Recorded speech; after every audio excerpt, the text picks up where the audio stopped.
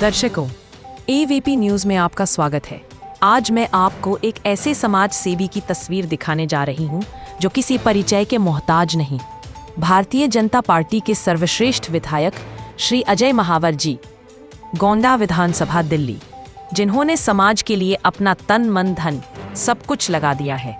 वह लगातार जनता की सेवा के लिए सदैव तैयार रहते हैं। आप देख रहे हैं एवीपी न्यूज शाहिद वसीम खान के साथ, नई दिल्ली। अजय महावर विधायक गोंडा, चेयरमैन पीएससी दिल्ली विधानसभा। अजय जी, आज दिल्ली के अंदर वो सारी मूलभूत आवश्यकताएं देने की कोशिश की जा रही है आम आदमी को, जो आज से पहले नहीं दी गई आदर्श सरकार को। ये रेखा गुप्ता की सरकार में ये जो संभव हुआ है, ये आप लोगों की जो कार्यशैली है उसी के आधार पर हुआ है। क्या कहेंगे आप? दिल्ली भारतीय जनता पार्टी ने जो विजन डॉक्यूमेंट दिल्ली को दिया था और संकल्प पत्र जारी किया था, उसको अपना मार्गदर्शक मानते हुए उसके हर वादे को पूरा करने की जिम्मेदारी दिल्ली सरकार की है और धीरे धीरे सरकार उसी दिशा की ओर बढ़ रही है। पहला साल है, 27 साल के बाद हम आए हैं, जिसमें 10-12 सालों में तो दिल्ली को तबाह बर्बाद कर दिया। दिल्ली किसी अच्छे काम के लिए नहीं जानी जा रही थी।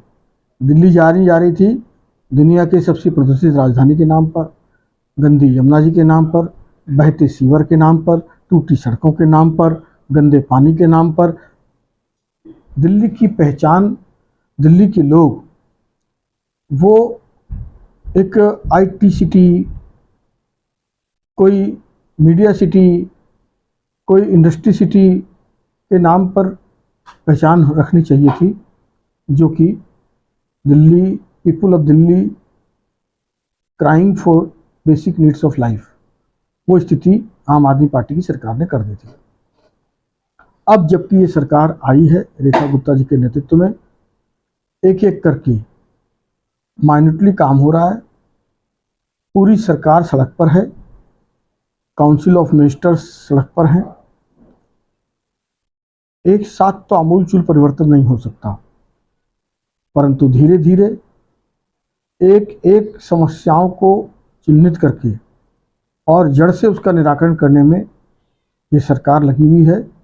धीरे धीरे तस्वीर बदल रही है और 5 सालों के अंदर दिल्ली के किए गए सारे वादे पूरे होंगे। साफ हवा मिलेगी, साफ पानी मिलेगा, साफ सीवर हो जाएंगे, सड़कों के गड्ढे भरकर चमचमाती सड़कें हो जाएंगी और सभी प्रकार की बेसिक फैसिलिटीज़ दिल्ली को जो मिलनी चाहिए, हेल्थ की, एजुकेशन की, व्यापार की, वो सब फैसिलिटीज़ के लिए दिल्ली सरकार ने जो जो कमिटमेंट किए हैं, वो यूथ हो, वो दलित हो, पिछड़ा हो, गांव वाले हों, स्टूडेंट्स हों, वुमेन हो, सब वादों को दिल्ली सरकार पूरा करेगी। उसके लिए कृत संकल्प है। सर, जिस तरीके से सफाई कर्मचारी सालों से इंतजार कर रहे थे कि उनको पक्का किया जाए, जैसे ही दिल्ली सरकार का आगमन हुआ, उन्होंने तुरंत आकर उन कच्चे कर्मचारियों को, जो 30-30 साल से कच्चे थे, पक्का करने का काम किया। तो सर, जो बाकी अभी रह गए हैं, उनको कितना टाइम लगेगा पक्का होने में? और इन सफाई कर्मचारियों को, जैसा कि प्रधानमंत्री जी भी इनके चरण धोते हुए नजर आते हैं, इनको विशेष सम्मान देते हुए नजर आते हैं, तो इन लोगों के लिए और क्या क्या योजनाएं आगे आप लोग लेकर आने वाले हैं? देखिए, उतने डिटेलिंग में तो मैं अभी नहीं जा सकता, बट उनको पक्का किया। आप देखिए, अभी 1350 नर्सिंग स्टाफ को पक्का किया है, जो कितने लंबे समय से जूझ रहे थे काम से। तो हमने कहा कि आमूलचूल परिवर्तन तो नहीं, पर परिवर्तन की दिशा में हमारा बड़ा सकारात्मक और सार्थक कदम है और निश्चित रूप से सभी विभागों पर हमारा फोकस है। किस प्रकार से बेहतर काम हो, बेहतर ज़िंदगी हो, ईज़ ऑफ डूइंग बिजनेस हो। तो आपने देखा होगा अभी जीएसटी का मामला आया हो या इससे पहले 12 लाख तक का इनकम टैक्स फ्री हो, व्यापारी भी बहुत खुश है। कुल मिलाकर के आपने देखा होगा, जैसे ही नरेंद्र मोदी जी की सरकार आई इस बार, तो उन्होंने जो कुछ झुग्गी वालों को मकान दिए थे, अभी रेखा जी की सरकार आने के बाद वो सम्मानपूर्वक अपनी ज़िंदगी अच्छे फ्लैटों में, अच्छे अपार्टमेंट्स में जी रहे हैं। हम किसी झुग्गी को नहीं छेड़ने वाले, लेकिन झुग्गी वालों का जहाँ यह राय बनेगी कि हम अच्छे मकानों में, हमारे बच्चे अच्छे रिहायशी इलाकों में जाएं, तो प्रधानमंत्री आवास योजना के तहत वो काम भी हम करेंगे। लेकिन झुग्गियों के बीच में अटल कैंटीन यानी 5 रुपये में भरपेट भोजन का काम वो भी गति में है, जल्दी ही उसका शुभारंभ होगा। और साफ पानी मिले पीने को, अच्छा शौचालय मिले, झुग्गी वालों को अच्छी ज़िंदगी मिले, इसके लिए भी रेखा गुप्ता जी और उनकी पूरी काउंसिल ऑफ मिनिस्टर कृतसंकल्प है, उसके लिए काम कर रही है। झुग्गी झोंपड़ी वाले की सोच अक्सर ये बनाई जा रही है कि उनके साथ अन्याय किया जा रहा है, उनका घर बार छीना जा रहा है। तो क्या एजेंडा है, कैसे ऐसे आदमियों को यकीन दिलाया जाए कि उनके घर न छीन के उनके लिए पक्के आशियाने बनाए? एक भी ऑथराइज झुग्गी न तोड़ी गई है न तोड़ी जाएगी, और वहीं पर उनको अच्छी शिक्षा, अच्छा स्वास्थ्य, अच्छा पानी, अच्छा शौचालय मुहैया कराई जाएगी। कुछ लोग बरगनाले का काम करते हैं, डराने का काम करते हैं, कोई डरने की जरूरत नहीं है। 3 झुग्गियों वालों की जो उदाहरण देते हैं बार बार, एक रेलवे ट्रैक पे था, वो कोर्ट के निर्णय से टूटा, हाई कोर्ट के निर्णय से, क्योंकि उनकी ज़िंदगी को खतरा था। एक झुग्गी वालों की जो बात करते हैं, उन सबको मकान दे दिया गया पक्का रिहायशी इलाके में, उनकी रजामंदी से दिया गया। तो जिन्होंने मकान ले लिया तो उन्हें तो झुग्गी खाली करनी पड़ेगी, ताकि दूसरे लोगों के लिए भविष्य में निर्माण हो सके। एक मुद्दा बहुत गरमाया हुआ है दिल्ली के अंदर, मेहराम नगर का। उसमें 340 साल पुराने मकान तोड़ने की मुहिम, नोटिस जारी किए गए हैं, उसके बारे में आप क्या कह रहे हैं? मेहराम नगर की घटना के बारे में मुझे कोई जानकारी नहीं है। उस नोटिस के बारे में मैं जानकारी लेने के बाद ही आपको बता पाऊंगा। सर, जिस तरीके से लगातार हर क्षेत्र में अवैध नशे के कारोबार चल रहे थे, लेकिन जैसे ही मुख्यमंत्री जी आई, रेखा गुप्ता जी ने आते ही उन पर नकेल कसनी शुरू कर दी, और वहां उन नशे के अड्डों को बंद करने से क्राइम भी काफी कम हुआ है। तो सर, ये मुहिम क्या आगे भी ऐसे ही जारी रहेगी? ये तो शुरुआत है, मुहिम तो अभी तेज गति से चलेगी।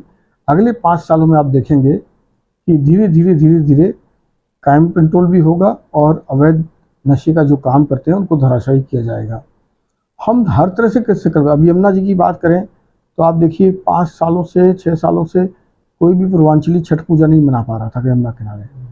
वो अपने गड्ढों में मनाता था, अलग अलग विकल्प के तौर पे मजबूरी में करता था। पहली बार ही हमने कहा था कि आते ही करेंगे।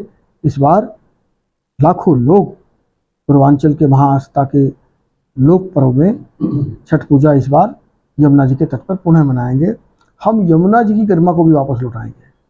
सर, जिस तरीके से सड़कों पर गौ माताओं को गौशाला वाले दूध निकालने के बाद खुला छोड़ देते थे, जिससे कि काफी दुर्घटनाएं भी सामने आ रही थी, लेकिन अभी जैसी रेखा गुप्ता जी ने इस पर नकेल कसी, काफी दुर्घटनाएं कम हुई हैं। लेकिन अभी भी कुछ गौशाला वाले ऐसे हैं जो गायों को दूध निकालने के बाद सड़क पर छोड़ देते हैं, तो उन लोगों के लिए आप क्या कहना चाहेंगे? निश्चित रूप से गाय हमारी श्रद्धा का विषय भी है। हमारे कल्चर में माँ का बड़ा महत्व है।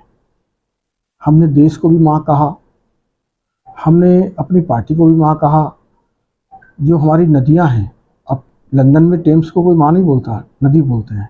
हमारे यहाँ गंगा माँ, यमुना माँ, कावेरी माँ, कृष्णा माँ, नर्मदा माँ, हम माँ का दर्जा देते हैं। गाय को भी माँ का दर्जा दिया है।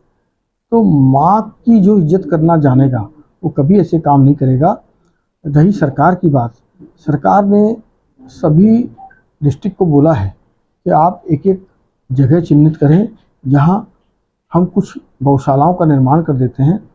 अगर गौशालाओं में पूरी जगह नहीं है तो हम नई गौशालाओं का निर्माण करके उन गायों को वहां पर रखने का प्रबंध कर सकते हैं। सर, आपकी जो छवि है उसमें लोग आने वाले टाइम में आपको भी मुख्यमंत्री के तौर पर देखना चाहते हैं, क्योंकि लोगों में, जब हम लोग ग्राउंड पर गए तो लोगों में आपकी जो छवि है, लोग आपको बहुत चाहते हैं, आपको प्यार करते हैं।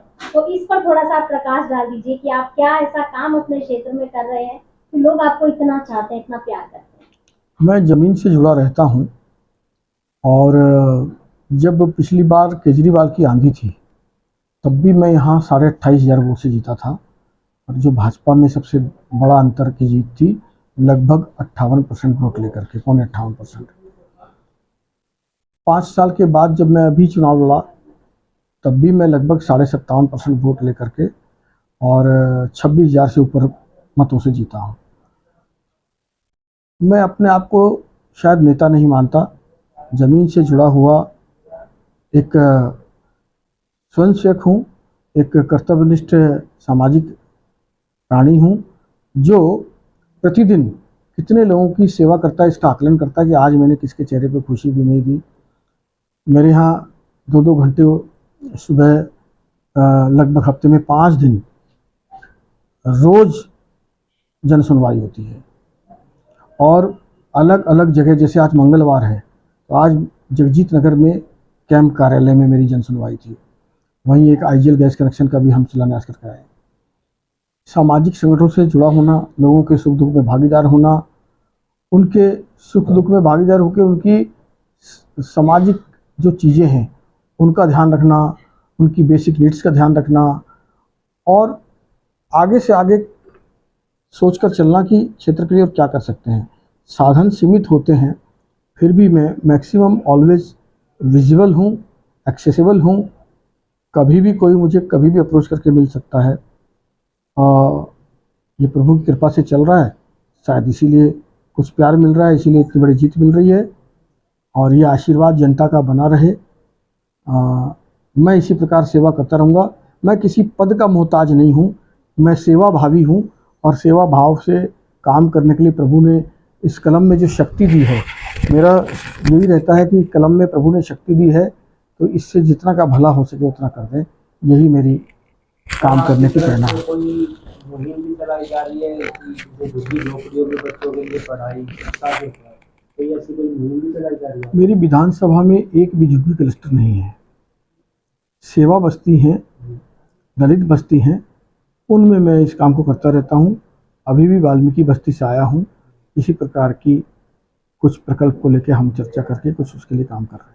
सर, जैसा कि आज पूरे देश में भगवान महर्षि वाल्मीकि जी की जयंती बड़े धूमधाम से मनाई जा रही है, तो देशवासियों को इस पर आप क्या संदेश देना चाहेंगे? मेरा तो इतना ही कहना है कि ये सब बहुत बड़े महापुरुष संत लोग हैं। हर महापुरुष से सीखने के लिए कुछ न कुछ है। हम 100 बातें नहीं सीख पाए क्योंकि हम इतने गुणी लोग नहीं हैं। एक बात तो अपना सकते हैं। अगर हम 10 महापुरुषों की 10 बात अपना लें तो जीवन में हम एक बहुत अच्छे इंसान बन जाएंगे। होड़ लगी हुई है कौन पैसे वाला बनता है, होड़ लगी हुई है मैं डॉक्टर बन जाऊं, इंजीनियर बन जाऊं, मैं नेता बन जाऊं, मैं आईएएस बन जाऊं। इस होड़ के साथ साथ दिमाग में ये भी रखना चाहिए कि मैं अच्छा इंसान बन जाऊं, अपने देश की माटी से प्यार करने वाला। तो मुझे लगता है कि वो जिस भी क्षेत्र में होगा हमेशा ही खुशबू फैलाएगा। सर, फाइनली 140 करोड़ भारतीयों के मन में एक ही बात है, मोदी है तो मुमकिन है। इसलिए कई दशकों से संघर्ष कर रही अदर सरकारें भी विफल रही। आज भारत की तो पावर बन गया। मान लिया जाए कि मोदी है तो मुमकिन है। देखिए, मोदी जी के 11 साल बेमिसाल हमने देखे हैं। शुरुआत कहाँ से की? लाल किले के प्राचीर में महिला, गांव के महिला बहन बेटियों को शौचालय से शुरुआत किससे की? जनधन खाते से 51 करोड़ खाते खुल गए। जो गरीब बैंक के चौखट पर कदम रखने में डरता था। शुरुआत कहाँ से की? किसी अधिकारी से, नेता से अटेस्टेशन कराने की जरूरत नहीं है, सेल्फ अटेस्टेशन से। तो कितनी छोटी छोटी चीज़ों से शुरुआत की और 11 करोड़ महिलाओं को, बहनों को धुएं से आज़ादी दिला करके उज्ज्वला गैस से गैस कनेक्शन दे दिया। एक तरफ मोदी जी ने दलित, शोषित, वंचित, गरीब महिला के लिए काम किया और दूसरी तरफ जो भारत 600 करोड़ का एक्सपोर्ट करता था सैन्य उपकरणों का, आज 24,000 करोड़ से ज़्यादा कर रहा है। जो भारत बुलेट प्रूफ जैकेट और मरने के बाद सैनिकों के ताबूत भी विदेश से मंगाता था, आज मिसाइल बेच रहा है, आज गन बेच रहा है। तो सुई से लेके जहाज तक की, मिसाइल तक की ये यात्रा और उसके बीच में स्किल और स्पीड के साथ डेवलपमेंट भी करना और भारतीय संस्कृति के पुनरुत्थान की रचना भी करना, ये एक बैलेंस वर्क मोदी जी ने उस माली का काम किया इस देश के बाग की तरह कि जिसके पास हर तरह के फूल हैं, हर तरह के कांटे हैं, हर तरह के अलग अलग औषधियाँ वाले पौधे हैं, लेकिन सबको समेट करके विश्व में भारत का मान बढ़ाया। भारत की नज़रों को किसी भी शक्तिशाली देश के सामने नज़रें नहीं झुकने दी, सीना तान करके, आंख मिला करके भारत के सम्मान की रक्षा की। बहुत बहुत शुक्रिया सर। मैं आने वाले जितने भी त्यौहार हैं, धनतेरस, छोटी दिवाली, बड़ी दिवाली, गोवर्धन पूजा, भाई दूज, छठ पर्व, इन सब की बधाई आपके चैनल्स के माध्यम से क्षेत्रवासियों को, दिल्ली वासियों को और देशवासियों को देना चाहता हूँ। प्रभु श्री राम की असीम कृपा आप सबको प्राप्त हो, छठी मैया की असीम कृपा आपको प्राप्त हो, माँ लक्ष्मी की कृपा आपको प्राप्त हो। आप सबका जीवन यश, मान, धन, कीर्ति, आरोग्यता से परिपूर्ण हो, यही मेरी शुभेच्छा है। बहुत बहुत धन्यवाद। जय श्री राम।